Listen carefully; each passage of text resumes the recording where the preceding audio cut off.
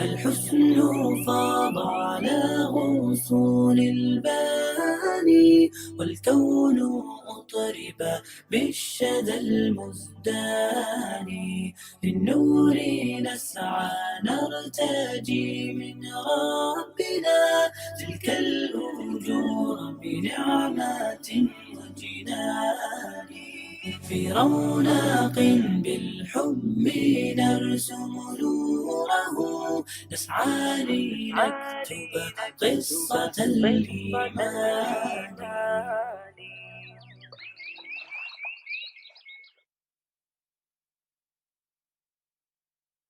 Assalamu alaikum et bonjour, bienvenue dans l'émission Allah m'a guidé. Cette fois nous sommes en Suisse et précisément à Lausanne où le frère Abdelhamid Gonin s'y était converti il y a une dizaine d'années.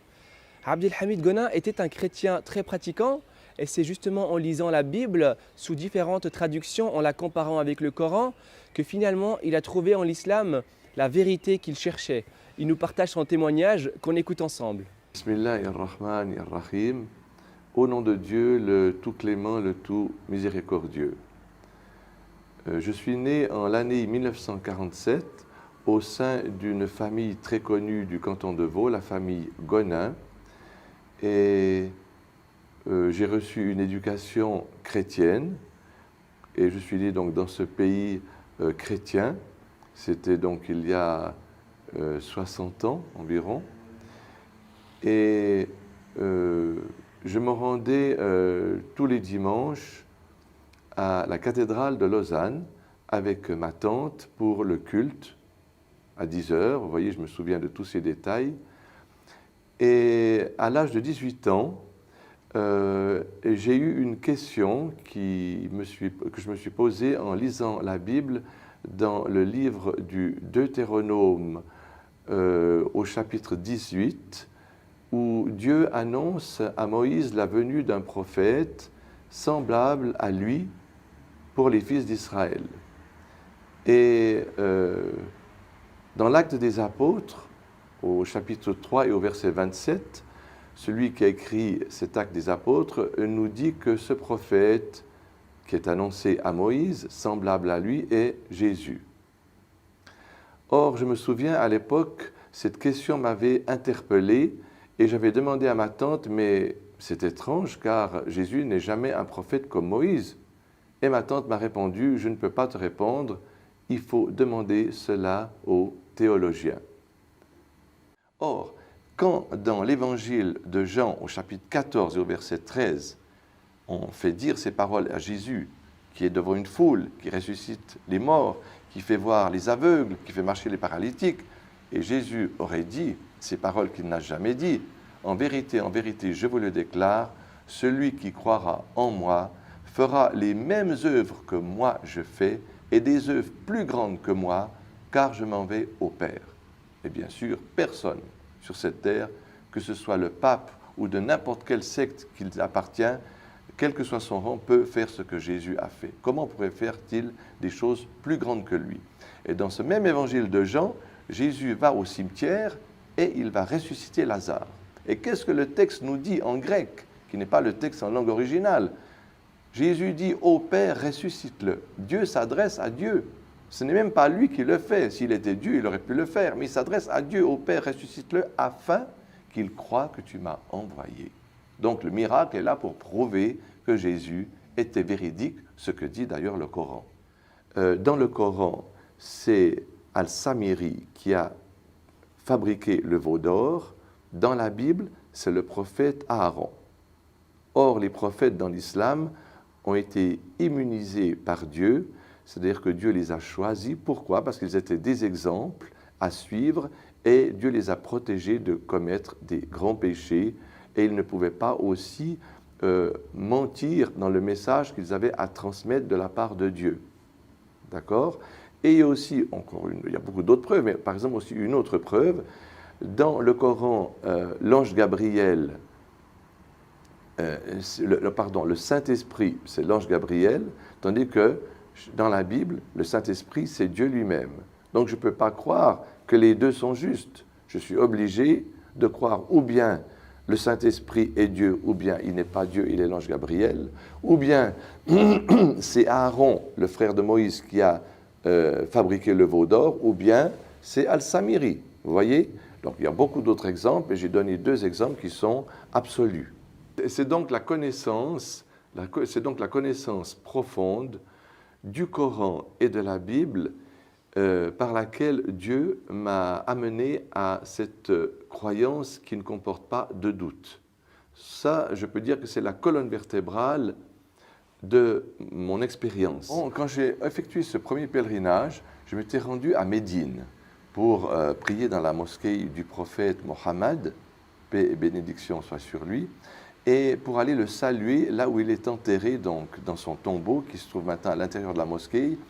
Et au moment où je me suis approché de la grille pour lui envoyer un baiser, tout de suite un soldat m'a empêché et m'a dit « La ilaha illallah ». Il n'y a pas d'autre Dieu que Dieu, c'est lui seul que tu dois adorer. Or, moi, je ne voulais pas faire une demande au prophète, n'est-ce pas? Je n'avais pas l'intention de lui demander quelque chose, bien sûr, mais ça m'a plu.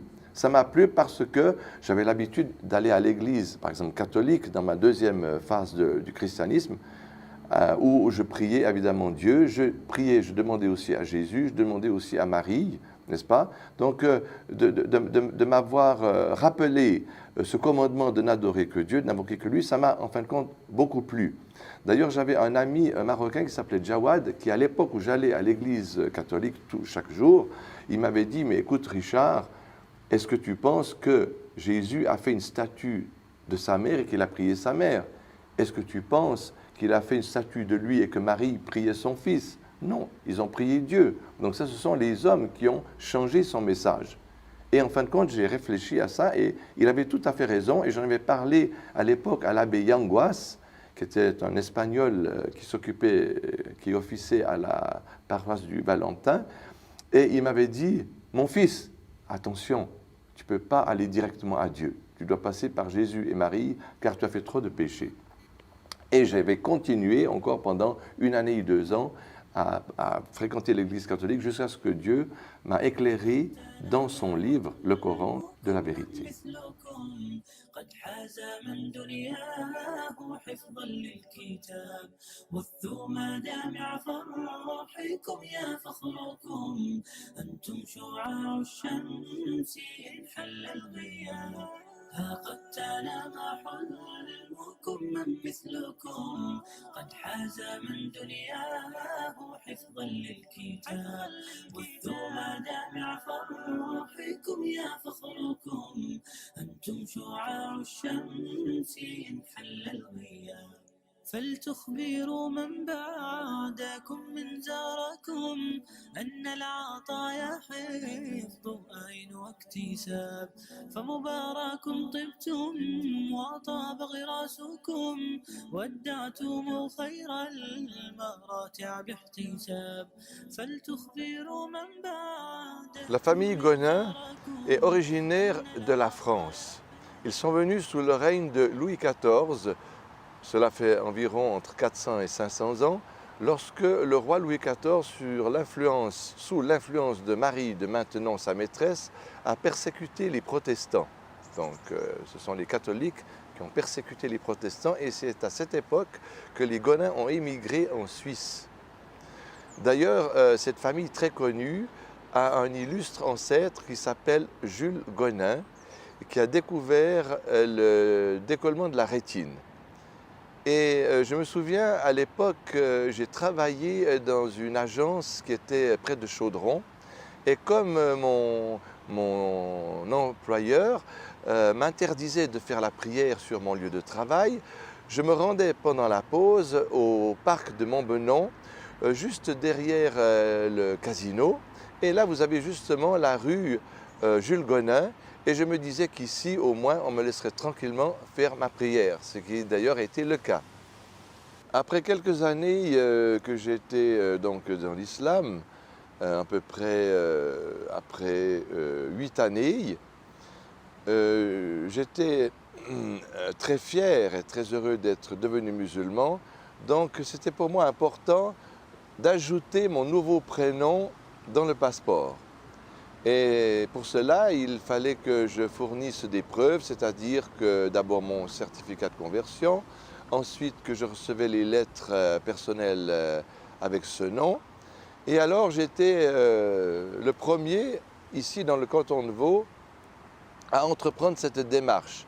Et je me souviens qu'à l'époque, ça me paraissait très difficile, alors que maintenant, ça me semble tout à fait naturel, n'est-ce pas? À l'époque, lorsque je suis parti à la cité pour faire ce changement, intérieurement, je me disais, mais tu renies ton pays, tu renies ta famille, tu renies ta culture, tu prends un nom arabe.